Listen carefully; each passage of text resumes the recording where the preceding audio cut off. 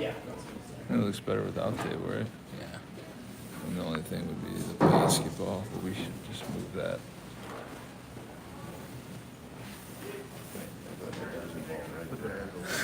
Right there in front.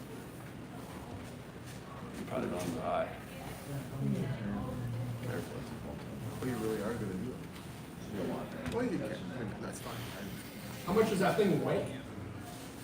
150 pounds. You have a contest, next person's gonna do the next one. It's like a. Hey, coach, that's what they have to do to shoot free Adjust throws. it down. Oh, A weighted ball. It's like half in, half out. Our current ball does not glitter. That's all right.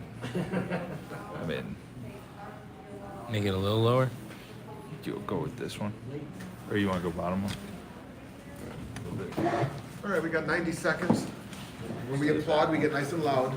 Nice and loud, everybody. If anybody can whistle, do that. Knock yourself out. Do that too. For the first segment, Yeah, it didn't really help, huh? Are you gonna tilt it? You son of a bitch. Yeah. On this side. First segment, I'll just open it up. We'll control, we'll take a break, we'll come back with you. So you got nothing in the first segment, we'll go short. Bye.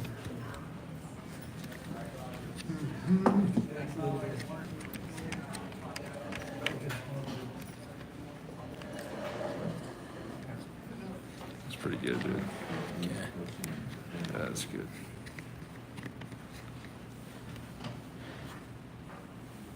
This place could get quiet. Sweet.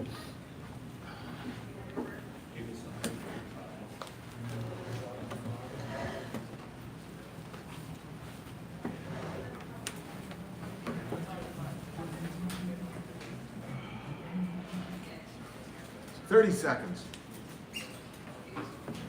Okay.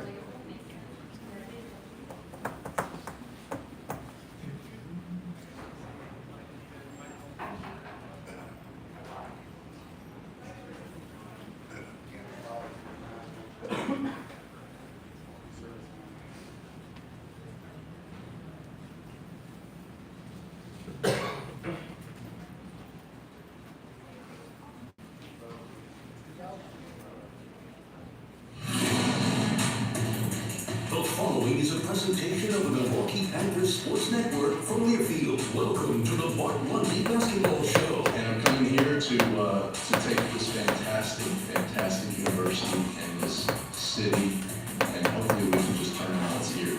You guys be okay with that? Your insider look at all things Panthers basketball from the head coach himself, Bart Lundy. So all summer on this floor, in this gym, we've talked a lot about not 2 minutes short. We're not going to have our work leave us 2 minutes short. That's been a motivating factor for us. Now live from the guest house inside the student union of the campus of the University of Wisconsin-Milwaukee. Here is the voice of Panthers.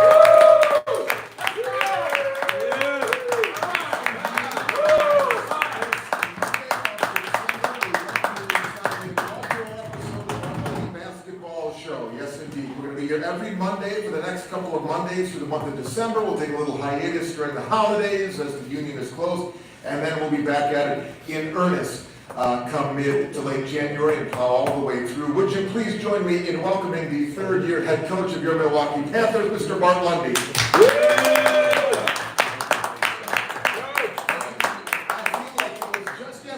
That you and I were sitting in an airport in Atlanta, Georgia. It may have been just yesterday. Yeah, we were sitting there for a long time.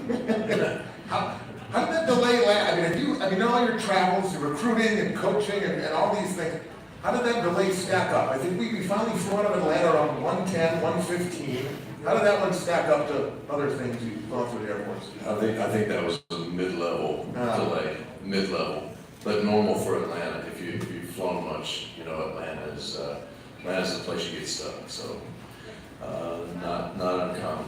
You know, I was surprised that things were everything shut down, like at around 11:30, because I think Hartsfield Jackson, isn't that like one of the most, I mean, it's like top 5 of all the travel to traverse airports in the world. Yeah. I was kind of surprised everything shut down. I just assumed things would stay open around the clock. Yeah, you know, what is it, Atlanta News, that's it.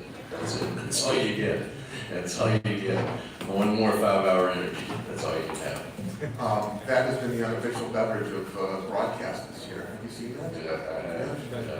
2.5 hours. Some behold, When we continue, Coach, we'll have you till 7 o'clock, and we'll be here till 7 o'clock. First show, we're gonna take kind of a broader perspective on this thing, just kind of catch people up and whatnot, and then we'll get into some of the specifics of where the team is. Oh, by the way, conference play starts on Thursday at 7 o'clock back downtown. By the way, Panthers won't leave the state of Wisconsin until January, until 2025, so there'll be some home cooking and some short travel and road trips here in the state. But when we come back, we're going to just kind of catch everybody up on the state of Panthers men's basketball, certainly with the state of the conference slate set to begin on Thursday. So we will do that as we continue live from the Gas House.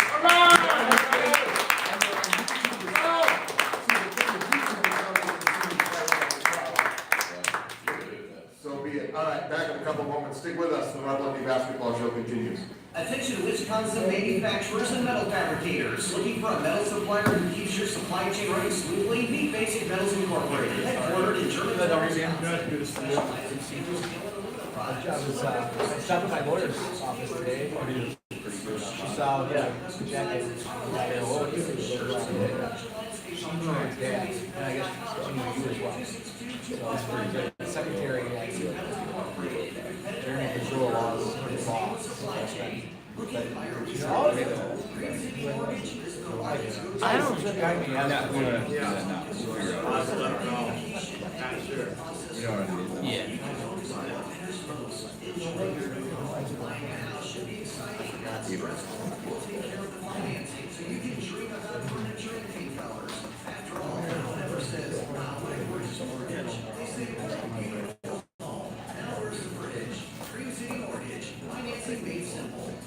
UW Milwaukee, home of the Panthers, is Wisconsin's destination for aspiring health professionals. UW offers great programs including nursing, public health, I just got the email this afternoon. That was like, I'm so sorry for the all the student stuff. So I will, I'm trying to set it up before I left the office today.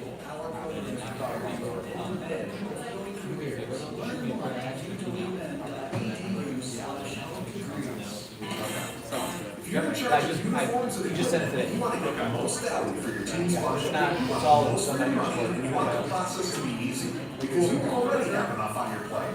We get it. Burger's Florida's team outfitting division is the best you'll find.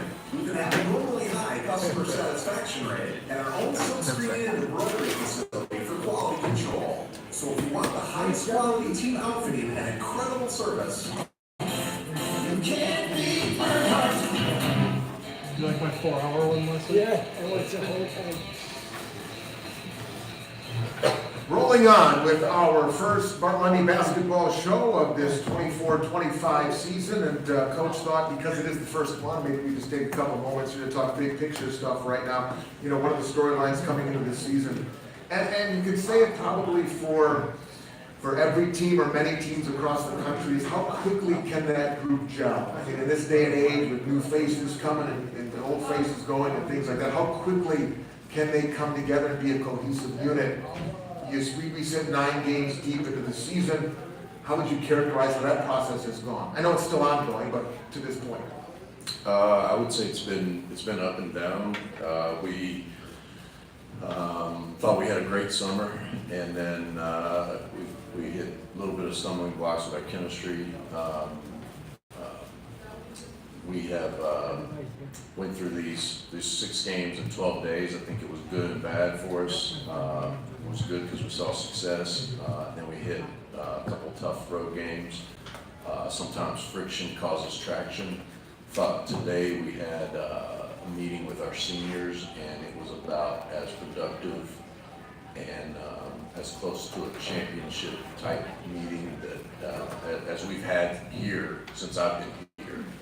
And I think that we have moved the needle. Sometimes, you know, in the midst of a disappointing loss, a hard road trip, you find some gems, and I believe that we did. So I think these guys have tried hard to mesh together. There are, you know, always some resistance resistance with some guys, you know, especially the older guys, you know, what am I getting? What is my end game in this? It's human nature, it's voices in their ear that are outside of our locker room, or our coaching staff, or our team. So, you know, I think that we have flushed a lot of that out, which is good. And I think these guys are going to move ahead as a closer unit than we've had here. And I feel good about it. You know, I'd like to get some of these guys healthy and get a full roster. That would be, you know, it'd be nice to see the team that we thought would be out there. But I think we are pushing ahead, and we've got, no matter who gets healthy or who doesn't, we've got plenty to win this league. But the chemistry is important, and I think that's trending in the right direction. Do you think, whether it's this team or other teams you've been around here or at your prior stops, have you found that players will learn more through the victories or through the defeats? I think you can learn through both, but you learn more through the defeats. I think you know, you can, like we win 4 in a row, and when you have win streaks, as a coach, the thing that can happen, and maybe 4 is not enough because it happened about 6 days, but 5 days, but cracks can open up. Like, you know, but we had 12 days where you really don't have a lot of practice time. So your systems get a little rougher, and you know, obviously it wears the guys down. So I thought that, especially at Southern Miss, like, we had some cracks in our systems, and I thought we were worn down at the end of that game. But I think what will come out of that is good. You know, you don't ever want to lose and learn a lesson, but sometimes that'll propel you on. And I think in this case, like, that stung. That last game stung really bad for all the guys, and it's caused some traction. You and I have talked the last couple of weeks, probably going back to the CCC, as we like to call it.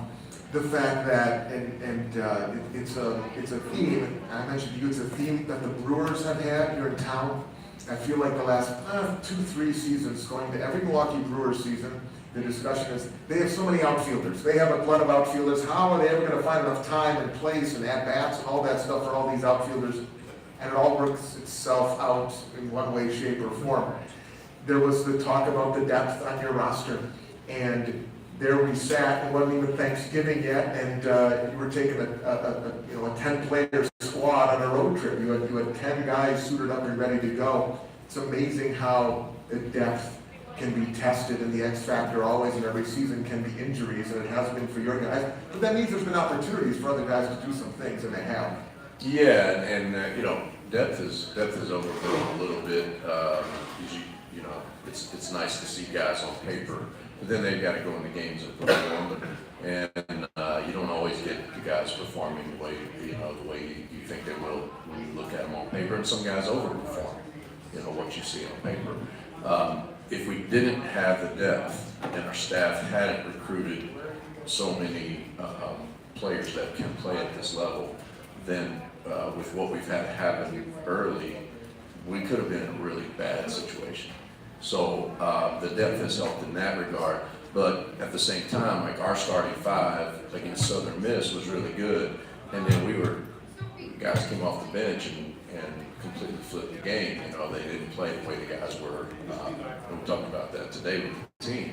You know, we were getting downhill, getting to the paint, we were getting to the rim, we subbed, and we were taking no paint touch threes, and that can't happen. So it's great to have depth, but everybody's got to be on the same page. And you know, against Southern Miss, like, we should have opened up that gap, and our depth didn't allow us to do that. And those guys got to step up and be ready to play, and they've got to sit there and not think about themselves. They've got to think about, what does the team need, and what is the flow of the game right now, and how do we help expand this league? Not, you know, hey, I got to make a 3 so coach leaves me in the game. So that's the maturity we've got to get to. And, it's great to have bodies, but they got to come in and perform. You talk about the roles, excuse me, you talk about the roles that guys have been put into. Have there been, or has there been a surprise or two, maybe not in what they've done in totality, but maybe in how far they are already now, so far?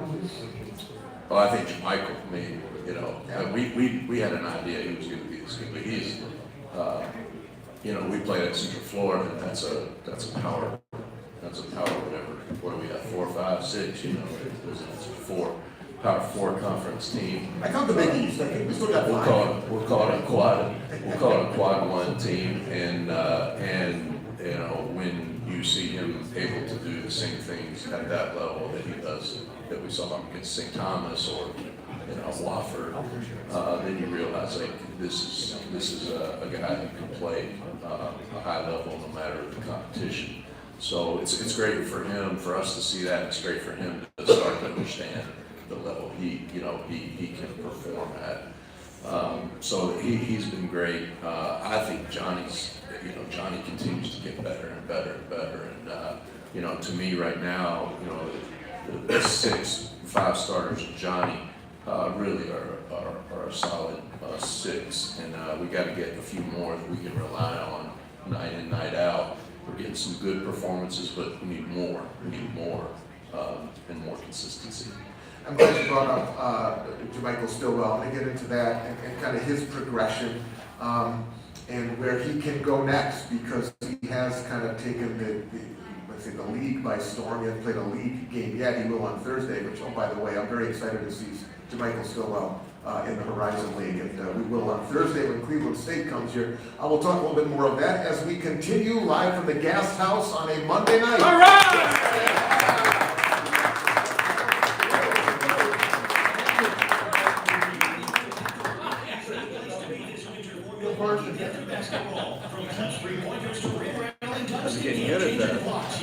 Holy cow! Packages available. There's one that's right for you. Packages, special hospitality options for clients and more. Ticket prices start at $13. Help tip the floor. Visit FJEPanthers.com for this year's schedule and promotions and to select your seat. Dancer Athletics for the FJE.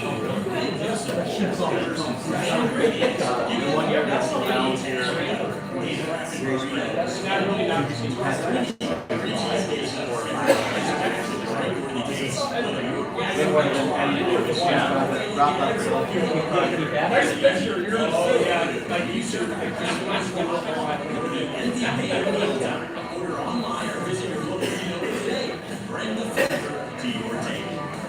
Real estate programs, creative villages, So, good. How are you? passion for excellence. God is committed to delivering the luxury experience. Mike's right there. I don't know what you gotta ask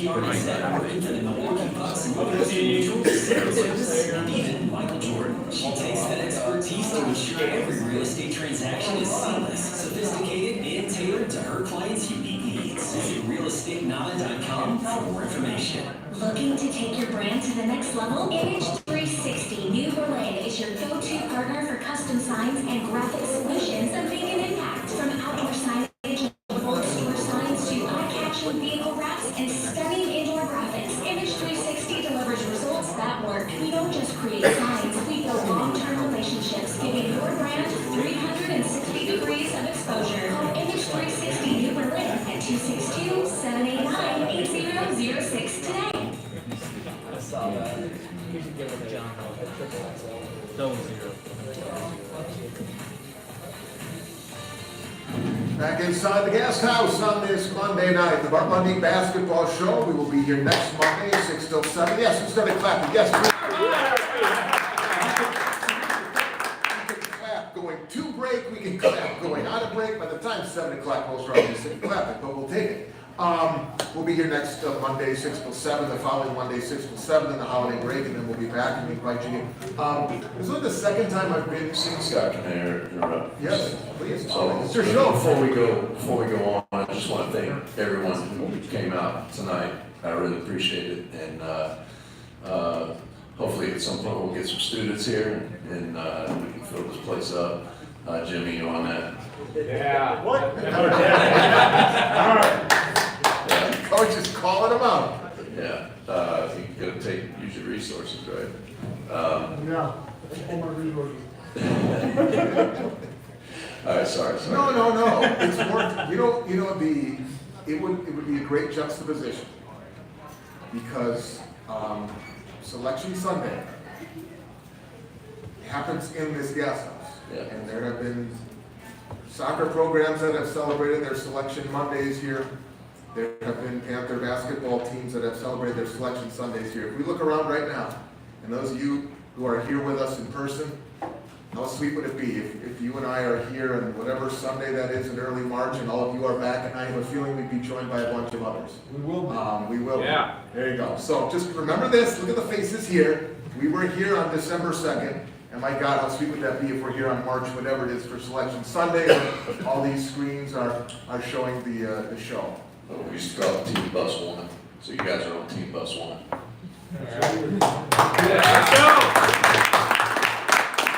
Before we left the break, we were talking about Jermichael Stillwell. So my layman's question is, this guy is averaging a double-double. He's the first Panther, thank you, Brazils, for researching this today. He's the first Panther in the Division I history of the program to lead the team in rebounding for the first 7 games, let alone the first 9 games. What's the next thing for Jermichael? I mean, you see things that I clearly do not. So where can you see him get even better, as excellent as he's been? Yeah, I think he's got a lot of room for growth. It's twofold. Let me say that it's twofold. One, he's got a lot of room for growth, especially on the offensive end. He's learning. He's really good defensively. He is locked into how we want to guard. Obviously he's been in foul trouble. Part of that has been the road and a little unfair to him. But he's really guarding, and he jumps to the ball, he does the little things, closes out the right way, and obviously he comes up with rebounds and like a man. But on the offensive end, he's got so much growth. We're developing his three-point shot. He never really shot a lot of threes, and now he's starting to become comfortable. I tell him all the time, he can't fall in love with it, but that's real growth. And, he's starting to believe that he can do that, which stretches the defense, and makes us a way more dynamic team. But the other thing, he has to take the success and be able to handle it. He's got to be able to. People are telling him how good he is right now, and sometimes compliments can kill. And can you keep that hunger? Can you keep that edge? Because rebounding, what he's doing really well is edge and hunger and effort, and I think you will, but it's challenging when people start to tell you how good you are, like the radio guy. Well, put it on me. It's only Scott. Yes, it is. I'll take that. But that's all part of the handling success. I mean, I think a lot of times we talk about handle success collectively as a team. Can this team handle winning? And how will that? But it's oftentimes just as important, maybe more important for the individual to handle the success. Like you say, people telling him, walking down the street through campus, hey, great game, you're great, this and that. Next thing you know, you show up to practice and you're in a different headspace. Yeah, absolutely. And your confidence and your success comes from your work, and you start to think that it's just going to happen. That's the trick, right? That's the trick. That's the trick of life. And you got to continuously grind and continuously get better and find ways to stay hungry. Whatever your motivation is, and he has a lot of things in his life that he should stay hungry and motivated for. That I know that he draws upon. I think we'll continue to see him get better and better. What has the reunion with A.J. McKee been like for you from the coach's perspective? Last couple of years. It's been awesome. I mean, he has, the things people don't know. AJ came and he really, the whole summer, McKee was so humble with the guys, trying to fit in, trying to be a good teammate. I mean, we had that meeting today, and he basically told them, like, I intentionally came in and did that, and I think he continues to do that. For me personally, he's worked his tail off. And he's a guy that I can look at and go, hey, on Saturday, we had an early shoot around. Like, you can't show up to shoot around grumpy, man. You can't show up to shoot around grumpy. You can be grumpy after the game, but you can't show up to shoot around. You're a leader, and you have to have that relationship to be able to talk to each other that way. I think the trust level that he has in what we do, and the trust level that we have in him, you don't get that if you don't have some history. So it's been great. Have you guys been, have you been able to, the two of you, do you have that relationship, that connection where you can you can reference something in the past? Or, hey, that thing we did, whatever, against XYZ opponent, or you give them a look, a nod, and you know what that means? Is it to that degree? Oh, yeah, for sure. Hey, why did, I can reference a guy that he played with. Like, why did Kenny never get hit on ball screens? And he'll go, and the other guys are listening. They don't know who that is, but they hear why he didn't get hit with ball screens. When I teach something new to the new guys, he's usually already heard it. Not a play, but how do we bluff a dig on the post? He knows. How do we break a gap? How do we close out a non-shooter? What's your personal gap? Like we call them the words that we use. Like he knows all the words we use. Like Demas Fultz didn't know all the words we use, and that's important. And that propels you ahead. And so it's like KP. Having KP. We talk about the veteran nature of that backcourt, those three guys.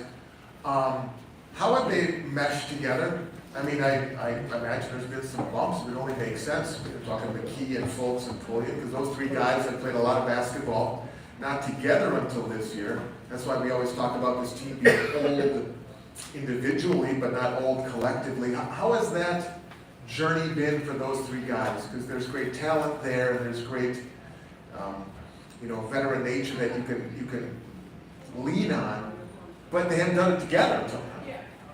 Well, you want the political answer or you want the truth? No, I can't handle the truth. I can handle the It truth. always comes back It to comes that. back. I watched it on the plane, by the way. Did you? See that? Did you see that? No, I A Few didn't. Good Men was an option on the plane right back, I didn't turn it on. I didn't turn the screen on. just for that scene. Yeah. No, I'll take the truth. All right, the truth. Team Bus One will take the truth. Team Bus One gets the truth. So AJ and team was great. They're playing together and figuring it out. KP had gotten off that page, whether listening to people in his ear or some little things where he didn't think he was getting the ball here and there and affecting other things. And that's part of the meeting we had this morning is those guys are mature enough to be men and talk to each other and what I saw today was like, that's the old KP, today in practice. It was great. Sometimes it takes breaking through some barriers. KP went through a lot with the first two groups we had here because those guys never could have talked the way they talk today. Those guys talk today. Not only because they couldn't talk like that, they couldn't get out of themselves enough to talk that way. So what we have now is a group who can talk to each other, who can solve issues. Obviously, our staff and myself are there kind of moderating everything and talking through it, but it was them. And, it's not always easy to hear, this is what I think, this is what you think. And, but I know in those three guys, I've got guys that will believe for this program and really, really want us to win and want to propel us to where we want the university to be, to get the NCAA tournament, and they will put that above themselves, and they're willing to sacrifice to get on the same page. What is your? That's the honest answer. Is that Yes. Talk about the relationship you have with KP, Kentrell Pulliam. We mention it every time I get a chance. He's the only guy that has played in every game since you took this job. What is that dynamic like now in his third year? Well, I don't know how much people have been around KP, but he doesn't say much. He does now, though. He does a little more. He does a little more. But KP and I, you know, he never leaves me without saying, "I love you, coach," and all that's good. But I do think we have finally developed into a relationship where I can kind of be hard on him and have him always respond. You know, I can tell him the truth. You know, because they're through this stretch, like he's been worried about the wrong things. Not how I usually say it. He's been worried about the wrong things. That's affected the things we need for him to do for the team. And KP really wants us to win, and he really worries about what his future is going to be. You know, he didn't grow up easy. He wants to help his family above anything. If y'all know anything about KP, his family's everything to him. So, you know, those worries are normal for a senior, but we're able to reel him back in and say, look, be present, be in this moment, don't be in the future. And that maybe with this team is one of the biggest obstacles that we face, but for KP for sure, because he puts up a tremendous amount of pressure on himself to help his family later on. And I answered your question kind of randomly, but our relationship has grown into family. It's been fun, you know, just kind of from the outside, inside-ish role that I have, just to see him grow as a person. Whether it's in interview formats or things like this, where I can ask him, he'll just take it and run. That was not the case 2 years ago. I remember the first interview I had with KP post-game, and I had him on the show, or on the game, and it was like a 2-word answer, and that was it. And just to see him kind of emerge that way, and his personality and his comfort level, like that's been a really cool element, something I will always remember, and I think fans should remember as well, rather than just come watch him play a game and leave the arena, to know that there's that personal growth behind the scenes. Yeah, you know, he's the only one that we took to the preseason Horizon League, preseason meetings in Indianapolis, and I did it on purpose because he had made it a goal of his own to start to talk to people. Literally, random people he will know, because he's trying to develop. He'll go up and introduce himself, start talking, start a conversation. But he got to do all those interviews, and it was funny because he did a couple where he wasn't satisfied, and he asked the moderator, because you have these little stations, you go to different rooms, and he asked the moderator to do it again, which he asked me at first, like, Coach, can you ask him to do it again? Like, yeah, go do it again. So they redid the interview or redid the questions, and so it was. He is a guy you can see real substantial growth, and that's going to be something that's going to follow him the rest of his life. So it's good stuff. Real quick before we take this break, the third member of the three-headed monster of Napoleon and McKee, and Themis Folks, whose backstory is a real interesting one, in that he was on campus taking a tour a couple of years ago, right? I mean, visiting with BJ Freeman at the time, and BJ comes here, and he goes down to Louisiana Lafayette, and it's just funny how 2 years later, here he is. What do you know about Themis that we don't? That fans don't, in terms of I know a lot. I first knew Themis when he was probably a junior in high school. Went up to see him his senior year. He was leading the state in scoring. We did not offer him, but he ended up getting South Carolina State. So followed him there, and probably would have tried to get. I think that's when I made the transition. Probably would have tried to get him when he bounced out of South Carolina State, and then he went and played for Jake at Dodge City, and he did visit with VJ. I won't tell you why he didn't come here. I won't tell you that the team bus doesn't even get that long. We'll save that for show number 2. Show number 2, yeah. So Themis is another one like KP, really close to his family, really puts pressure on himself to do well after here. And I think that both he and AJ had choices, and they trusted the people that we had in our program. Obviously, he played with Jake, and knew BJ and could ask, you know, what's our staff like? You know, what's it like to play here? He watched us play for 2 straight years, style of play. So all of those went into him having 1 year left and wanting to make the best decision. So, you know, it is some pressure that all these guys have these expectations to move forward.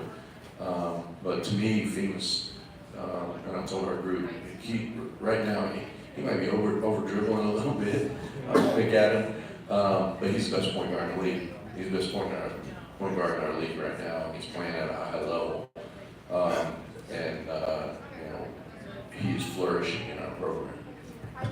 All right, Coach, we'll take a break. When we come back, we'll talk, we'll turn the page and then look at the road ahead here. As you've got a Cleveland State ball coming. Conference play is here. With the Vikings coming to town on Thursday night. We will do that as we continue. We are live at the Gas House.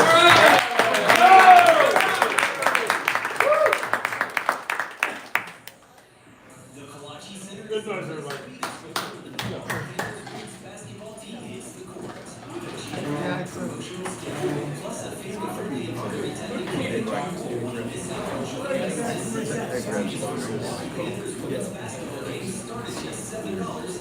I don't know who's right again. I don't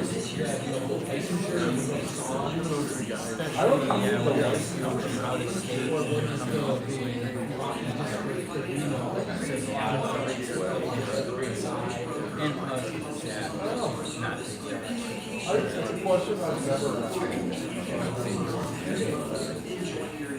But do you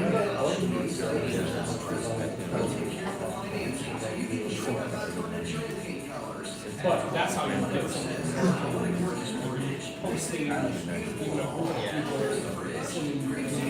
Jameson is very good. I don't know how it's going. Some of these guys like, hey, what kind of lunch you want here?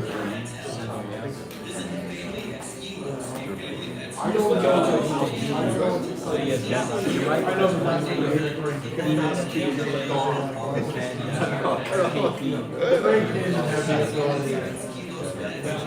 they have the ability to do things, but then you don't. You can't give students. You can't give students college. Youngstown State.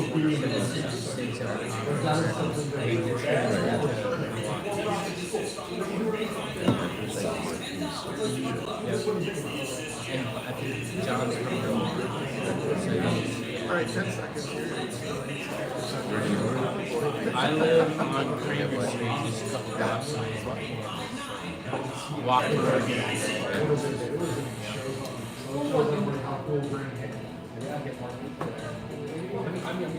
And we are rolling right along on Monday night.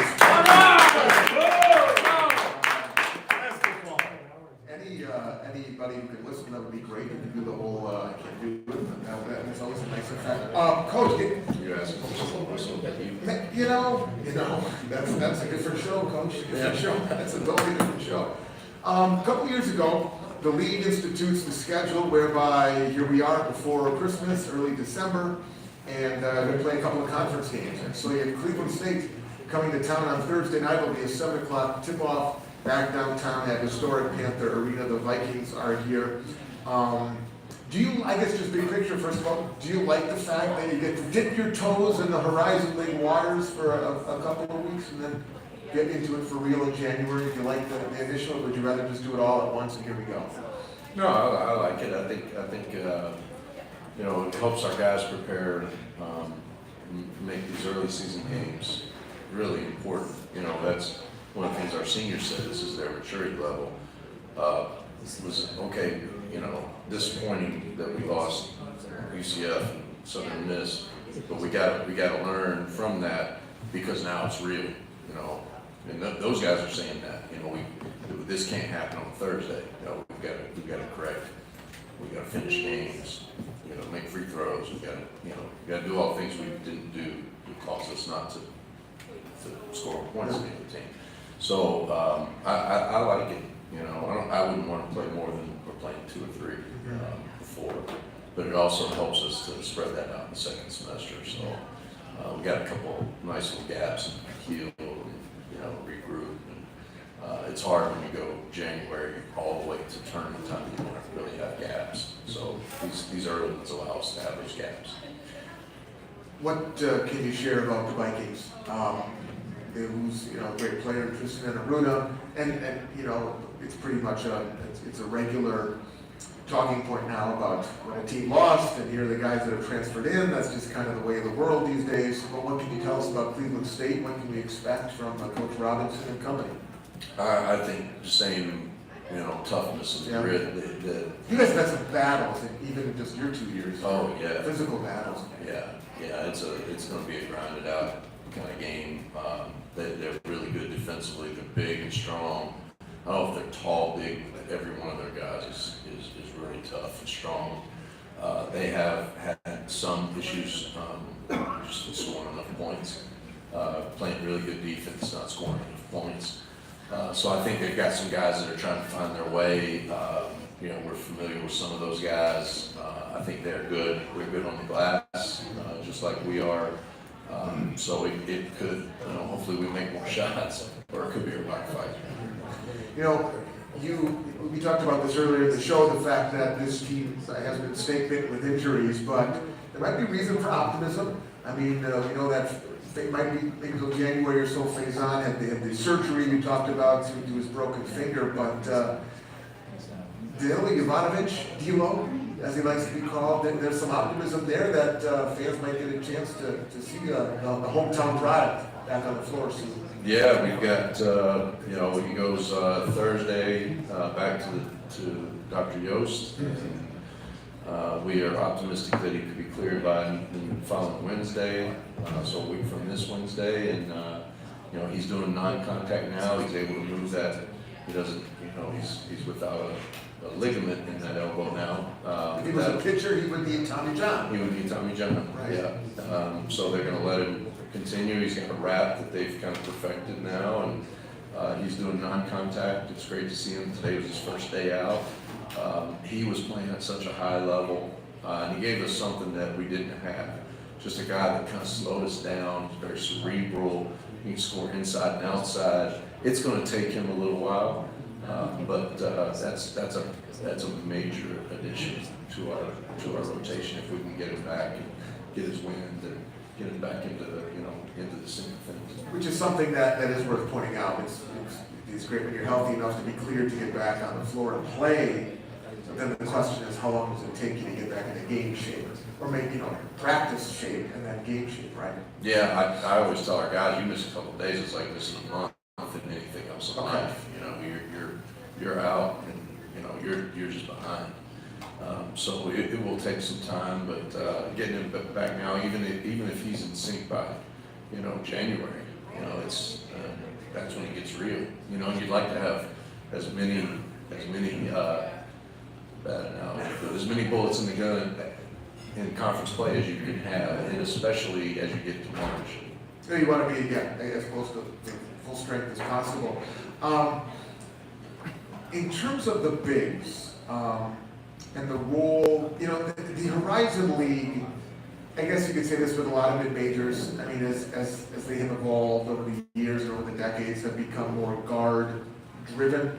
If you're a more talented big, you maybe tend to gravitate towards Power 5 or whatnot, especially in this day and age. With the ability to run out the guys you have in your front court, as you've known the Horizon League to this point, is there a definite advantage there to what you guys have? We're talking about healthy Faison Fields and Jermichael Stillwell, obviously, and the bigs you have.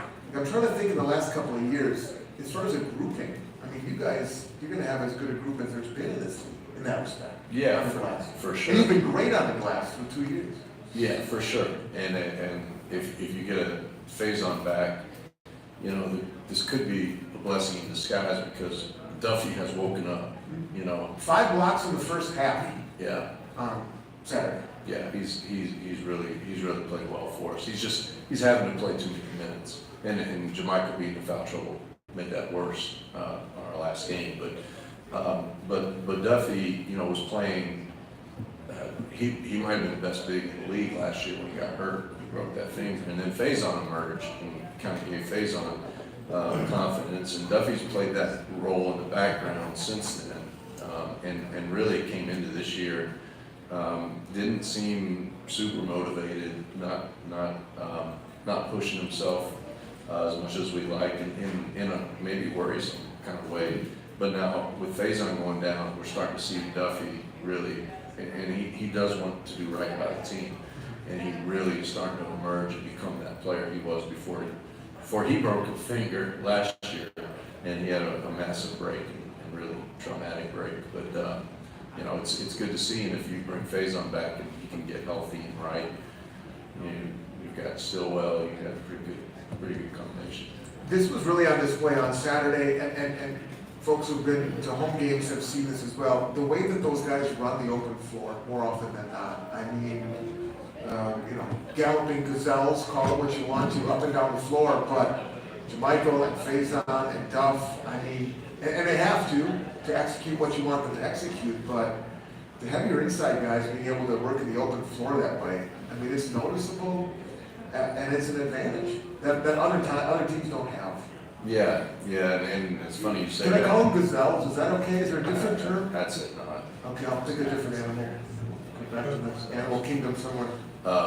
So we just started a new grade out with our post game grade outs, and it literally is we do run the floor two different grade outs. One, we're going to grade every guy on every run, offensively and defensively, and the first grade outs were really good with Duffy.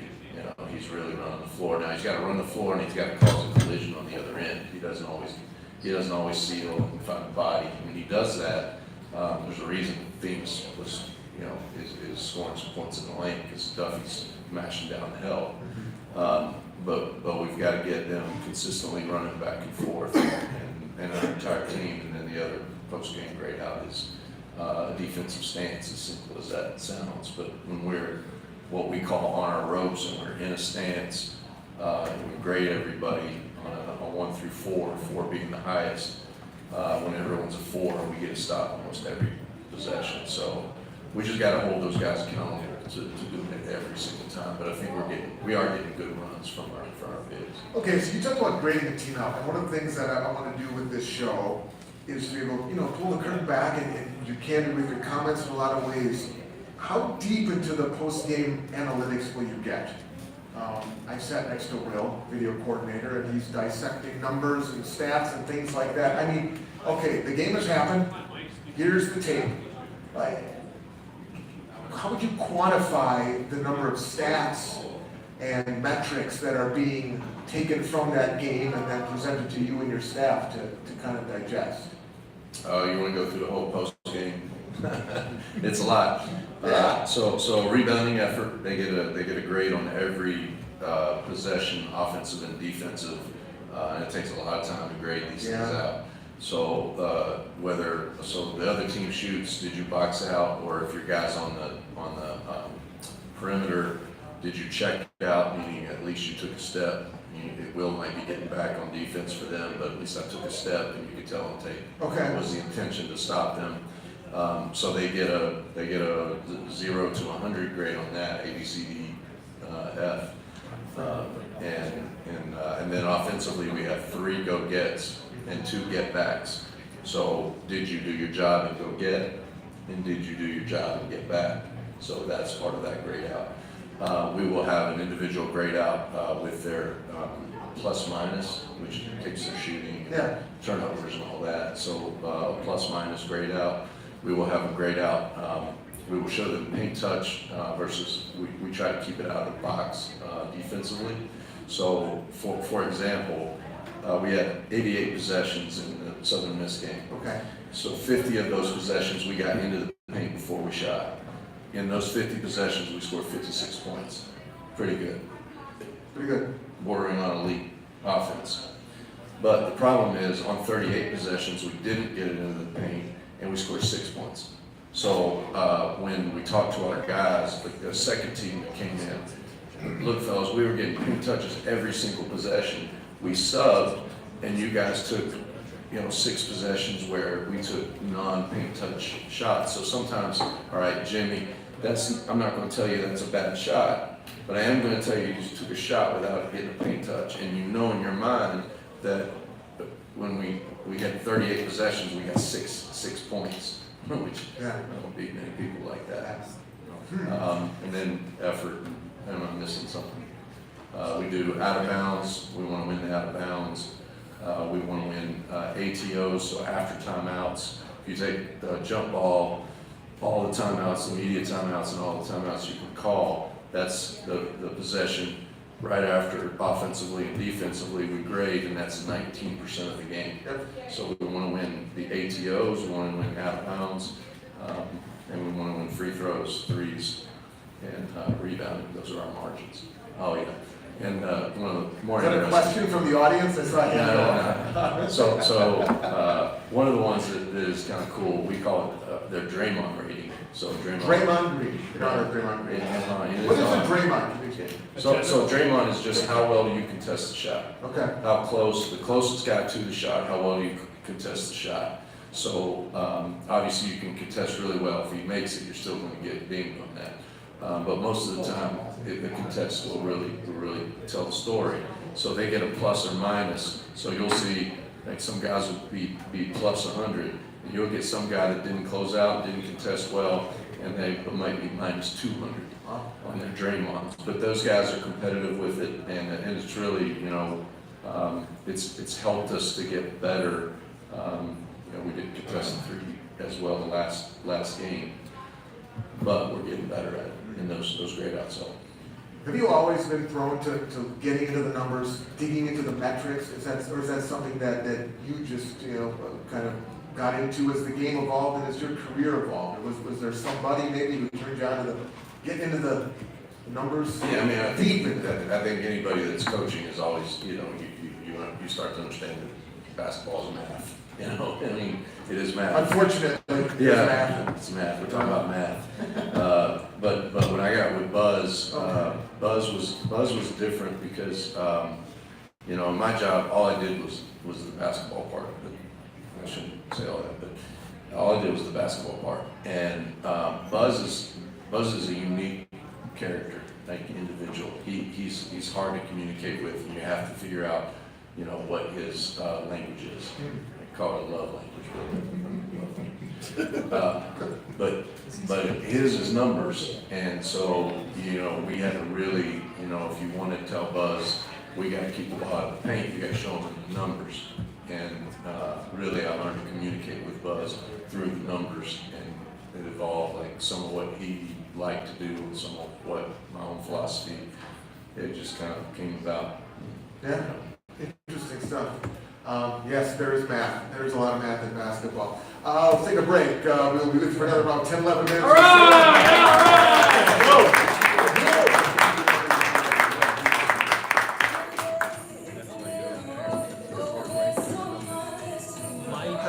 Mike and they were the ones that called me up. Yeah, where's our start? So you gotta ask the Mike. I also use Photoshop stuff like during the season, a lot of stuff. Video stuff.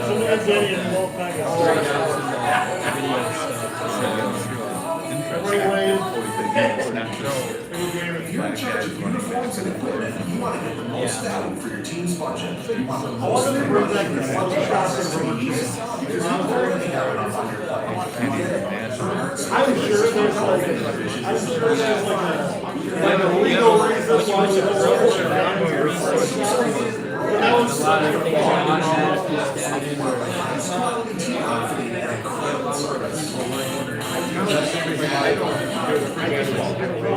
It's basically just me and a assistant.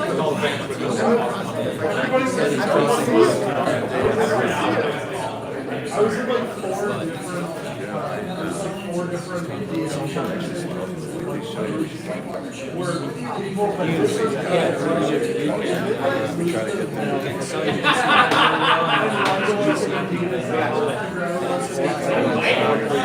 well, no,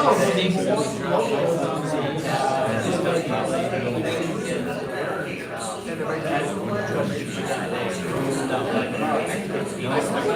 he has to work on the free throws. We all do.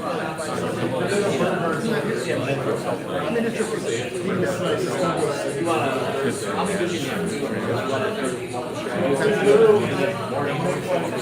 I got one more short break.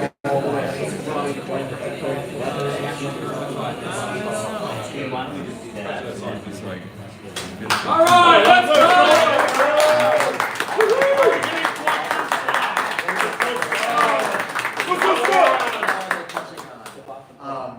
Yeah, you said something interesting to me, Coach, during that break, and this is, look, you can be a basketball coach, you can be the CEO of a company, you can be the head of a law firm. Communicating to your coworkers, your colleagues, your subordinates, whatever it might be, everybody learns differently.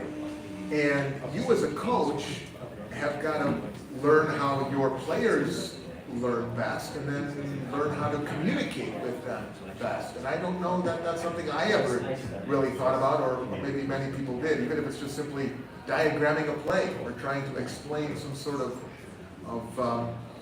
formation or play call or things like that, right? Yeah. I think, take Aaron Franklin. Aaron Franklin is an engineering major, super smart, works his tail off, straight A's almost in the engineering major. But verbally, he struggles. If I tell him, Aaron, do this, or I'm telling the team in general to do this, he doesn't always process that. So we as a staff, we use the whiteboard, we call them whiteboard sessions. So they can see it, either in a diagram or written out. We show them on video. We do have the paper, we do have paper. And then obviously walking through it on the court and then performing it on the court. So we try to hit every way that someone can learn. And really, if you look at our scouting reports, they'll get a paper scout. They'll get the video clips, personnel, actions, special situations, and then they'll get verbally, and we'll write stuff on the board where we're diagramming what they do and how we're going to guard it. Now, as the year goes on and you do these over and over, it gets smoother and easier. But I think it's important to find out how they learn. And then to hit the group, if you're going to do it as a group, you better hit it in multiple ways, or you're going to lose some in translation. I was sharing with you, there are times where you guys will do a walkthrough, like in a conference room setting or something like that, maybe after Phil, and I'll be there, and I admit it to you, I can't see it. Like I cannot process.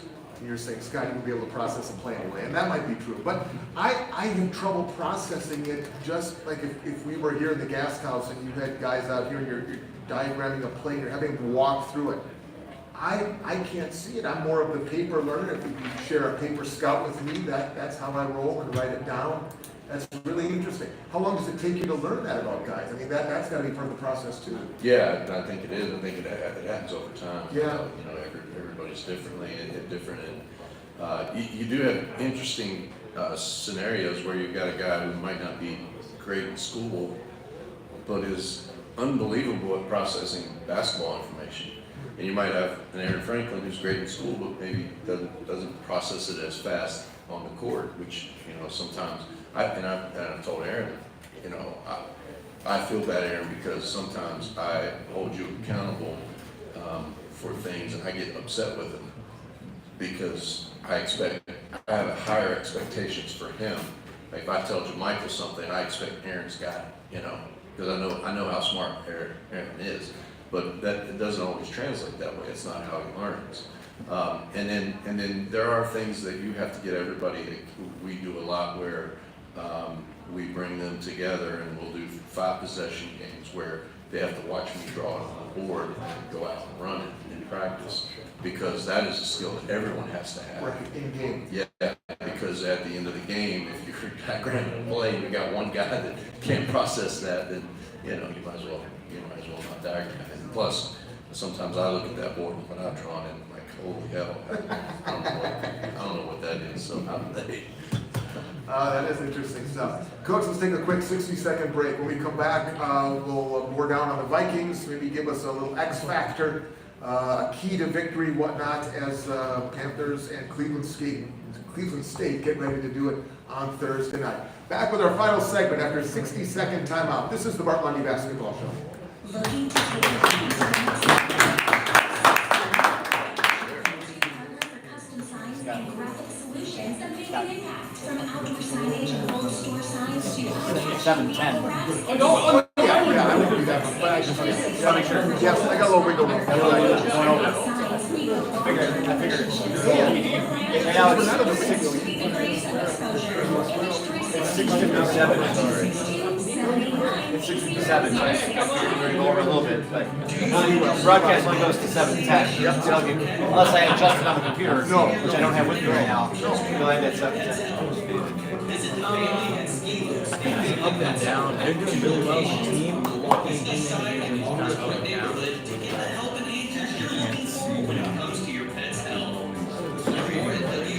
Yeah. Well, I don't know. Because this is my first year. I've only heard stories about this today, but just watching the film. Final segment of the first show of the Bart Lundy basketball program here on the Varsity Network. We thank all of you for listening. And, that is important to point out. We will be here next Monday and the Monday after that, and we invite all of you to come out here as well. And if you can't, we're streaming it on the Varsity Network. That is the Varsity app, mkpanthers.com. All the links are there if you can't be here with us. Thursday night. Look at us, more people. All right, let's go. There you go. Panthers and the Cleveland State Vikings will tango downtown, 7 o'clock tip-off.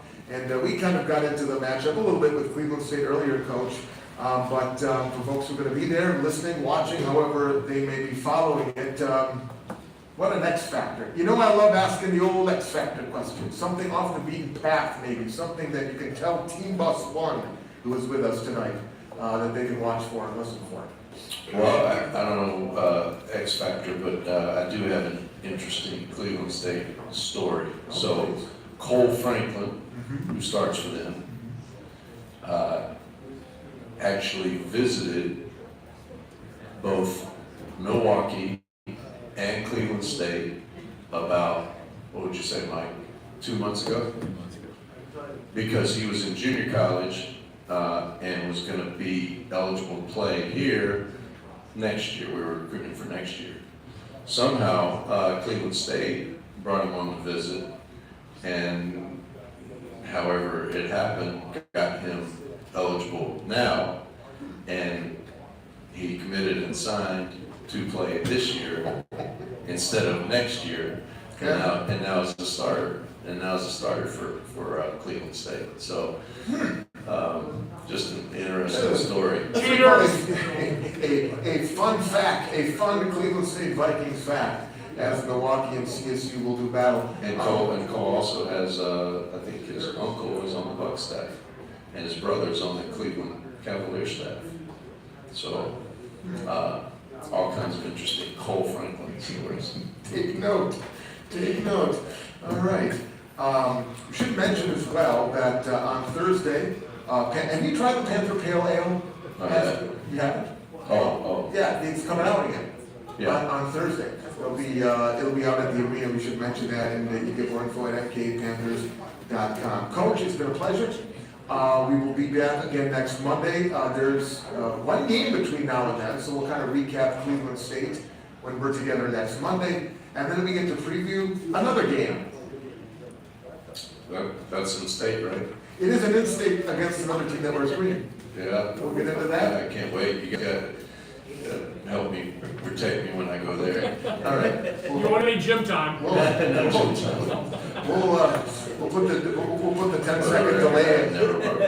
No, I never accused you of breaking a camera. Yeah. Or touch the camera, nothing like that. All right. We'll do that next Monday. Oh, what a show it will be. Thanks to all of you for being here inside the gas lab. Thanks to all of you for